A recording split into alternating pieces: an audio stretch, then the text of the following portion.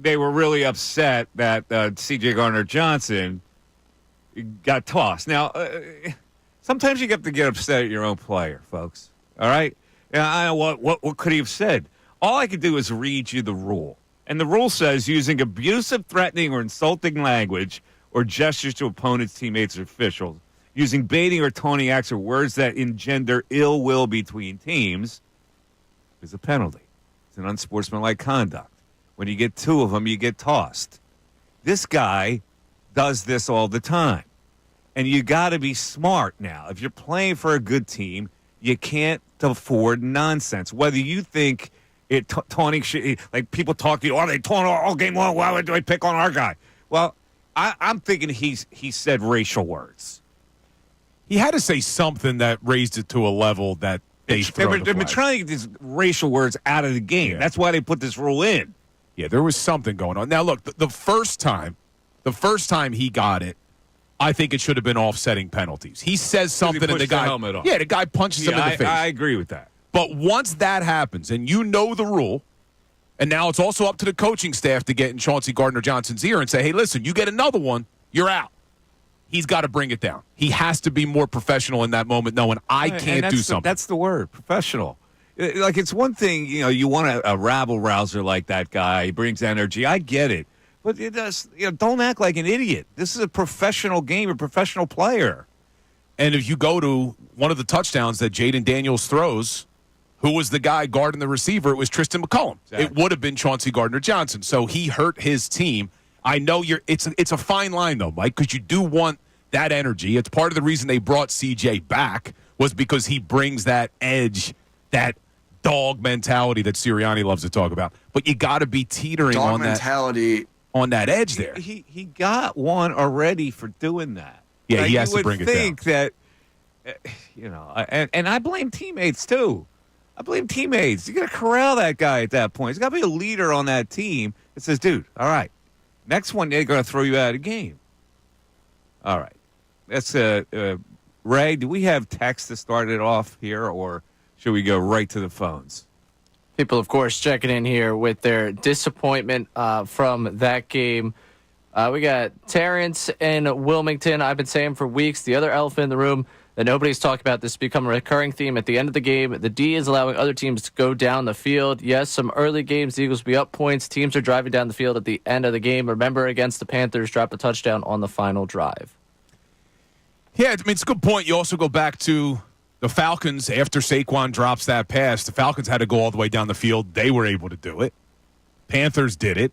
The Jacksonville Jaguars, if Nakobe Dean doesn't get that interception, they did it. So it is something that they need to figure out, these last-minute drives letting teams go down the field. But I still think this is such a good defense, Mike. I'm not concerned. Agree. I totally agree. And again, let's look at the playoffs. I know we were all obsessed with the number one seed. That doesn't look like it's going to happen now. So when you look at the playoff picture, like, do you think that the Commanders are going to come here and win? No. In the first round? All right, do you think the Rams are the Packers? All right, I know you love the Packers. You think the Rams are the Packers that come here and win?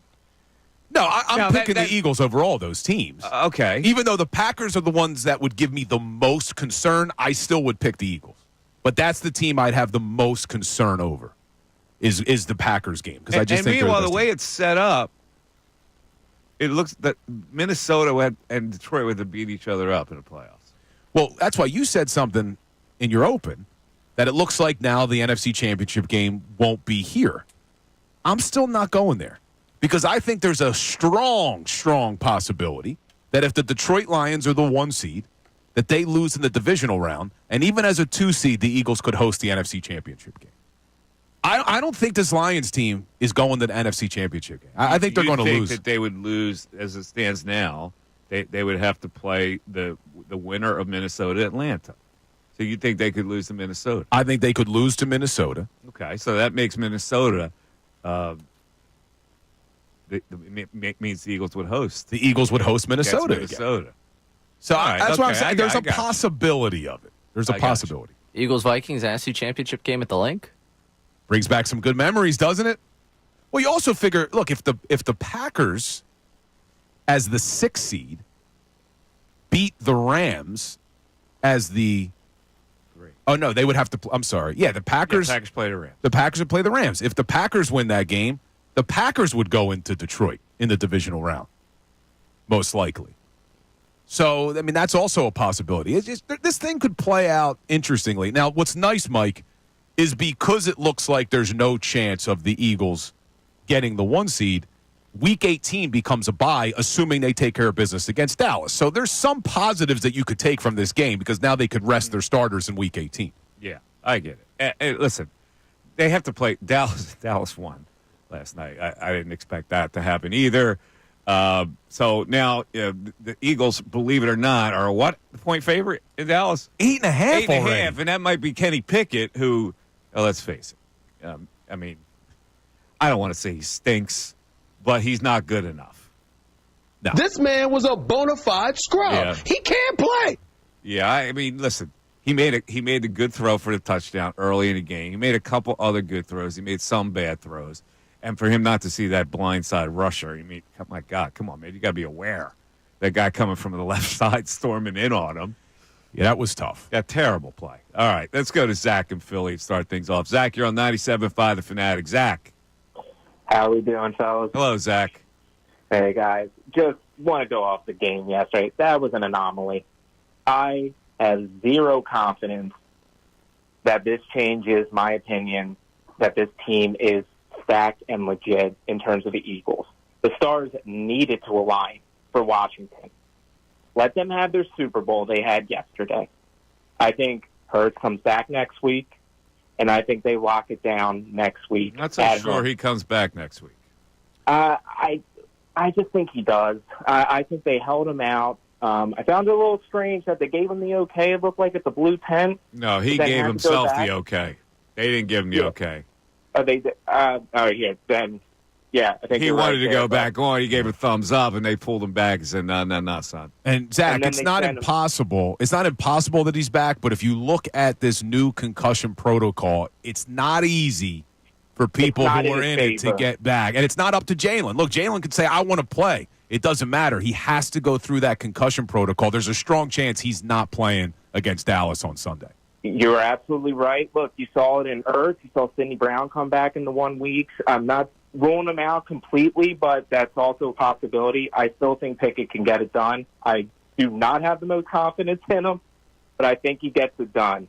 And not only that, guys, I think they use this loss as motivation. And I like that part of it. I think they're pretty resilient.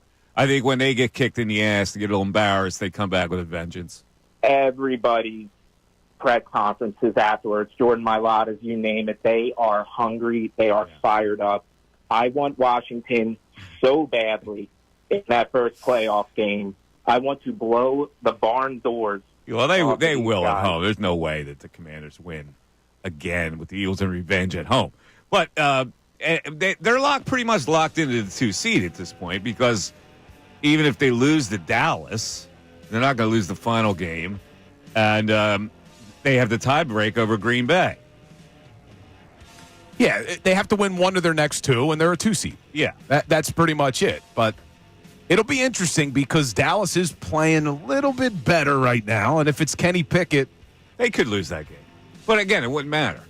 Well, then they'd have what it would matter for is your starters would have to play Week 18. It'd be nice. Take care of business on Sunday. Rest your starters. You may not see Jalen Hurts until the first round of the playoffs. You really think that you need these starters to beat the Giants at this point? They're ready to golf. Yeah, but if they were to lose to Dallas, Drew and I'm Lock not saying they beat would, them? But if they were to lose to Dallas, come on, man. You're not going to not play your starters in Week 18. You'd have to. Yeah, half. 610-632-0975 is how you climb in. It's Football Monday. We're reviewing what happened yesterday. Mike Missanelli Show continues. Hey guys, thanks for checking out our video. If you want more from the Mike Missanelli Show, somewhere on this screen, there is somewhere where you can hit the playlist. Keep interacting with us.